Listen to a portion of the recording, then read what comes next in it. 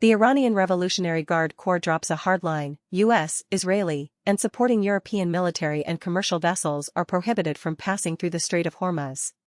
No speeches. No soft language. Just a gate slammed shut in the world's narrowest, most watched corridor. This isn't a rumor or a hint, it's a prohibition. The Iranian Revolutionary Guard Corps names the United States, Israel, and European countries supporting them, then targets both military and commercial vessels. The words feel like a stamp on a map, and the water suddenly feels smaller. Commercial ships hear it and freeze. Military ships hear it and calculate. The Iranian Revolutionary Guard Corps says those vessels can't pass, period, through the Strait of Hormuz. When the rule includes trade and defense at the same time, the tension doubles instantly. The Strait of Hormuz is a choke point. Ships don't have endless room to reroute inside that bottleneck. So when the Iranian Revolutionary Guard Corps prohibits specific fleets from passing through, it's not just a warning. It's a physical constraint written into geography. Notice the structure: U.S., Israel, and European supporters, then both vessel types, military and commercial, then the location, the Strait of Hormuz. The Iranian Revolutionary Guard Corps makes it specific on purpose, because specificity is what turns a threat into enforcement. Here's my take: when the Iranian Revolutionary Guard Corps includes commercial vessels in the prohibition, it's designed to raise the cost of ignoring them, without firing a single shot. The Strait of Hormuz becomes a stage where permission is the weapon. The practical problem hits fast: ships move in lanes, not open highways. The Iranian Revolutionary Guard Corps prohibition turns those lanes into a test. If a prohibited vessel enters the Strait of Hormuz, the entire crossing becomes a live confrontation without a single word spoken. Military vessels are built for pressure, but pressure is exactly what this creates. The Iranian Revolutionary Guard Corps says U.S., Israeli, and supporting European ships can't pass through the Strait of Hormuz, so every approach looks like a challenge before it even happens. Commercial vessels aren't supposed to be part of a standoff. But the Iranian Revolutionary Guard Corps pulled them into the same prohibition, in the same sentence, in the same Strait of Hormuz. That's how you make supply routes feel like pressure points. The Strait of Hormuz forces proximity: ships are close, movements are visible, and nothing is private. So when the Iranian Revolutionary Guard Corps bans passage for U.S., Israeli, and supporting European vessels, the enforcement doesn't need drama. The geography supplies it. Listen to the message again: prohibition from passing through the Strait of Hormuz. Not discouraged. Not advised against. The Iranian Revolutionary Guard Corps is drawing a border on water, and borders don't work unless someone dares to test them. Controversial: here's the uncomfortable truth: prohibiting passage is a form of control that doesn't require declaring anything else, especially when it targets both military and commercial vessels. The Iranian Revolutionary Guard Corps is betting the Strait of Hormuz itself will enforce the fear.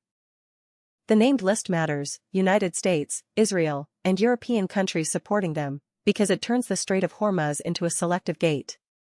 The Iranian Revolutionary Guard Corps isn't blocking everyone. They're choosing who gets to cross the line.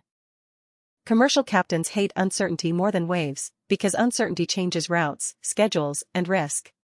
The Iranian Revolutionary Guard Corps prohibition makes the Strait of Hormuz feel unpredictable for U.S., Israeli, and supporting European vessels, like the rules can tighten in real time.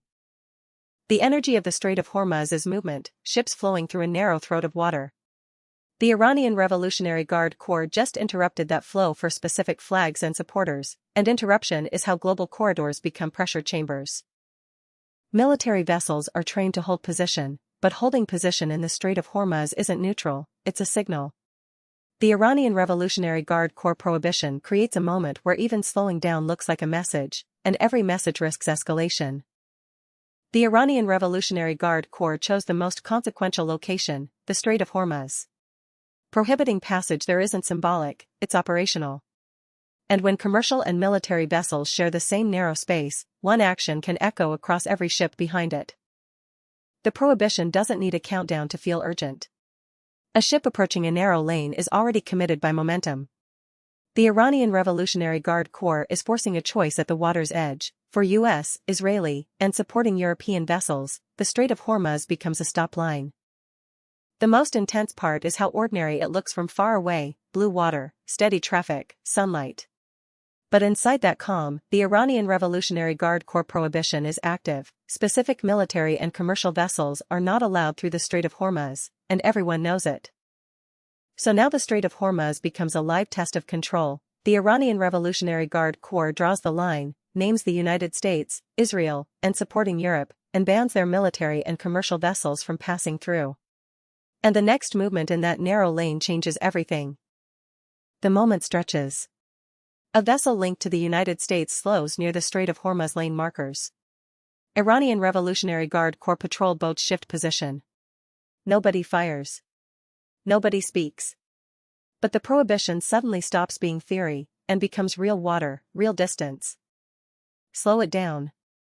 The Iranian Revolutionary Guard Corps patrol boats hold their line across the Strait of Hormuz channel. The prohibited vessels, US, Israeli, or supporting European, hover at the edge of the crossing.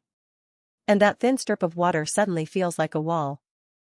Here's what I keep coming back to: the Iranian Revolutionary Guard Corps didn't just warn warships, they banned commercial vessels tied to the United States, Israel, and supporting Europe from crossing the Strait of Hormuz. And honestly, that's pressure designed to ripple everywhere. And then comes the line nobody expected to feel this heavy: the Strait of Hormuz stays open, but not for those vessels. US, Israeli, and supporting European ships stop at the edge. The Iranian Revolutionary Guard Corps holds position. Movement stops. The corridor holds its breath. This was never just about ships crossing the Strait of Hormuz. It was about who controls the gate when the Iranian Revolutionary Guard Corps bans US, Israeli, and supporting European vessels from passing. And honestly, drawing that line was calculated power. So which is it, control or escalation? Drop your answer below. I have a take, and I want to know if you see the same thing.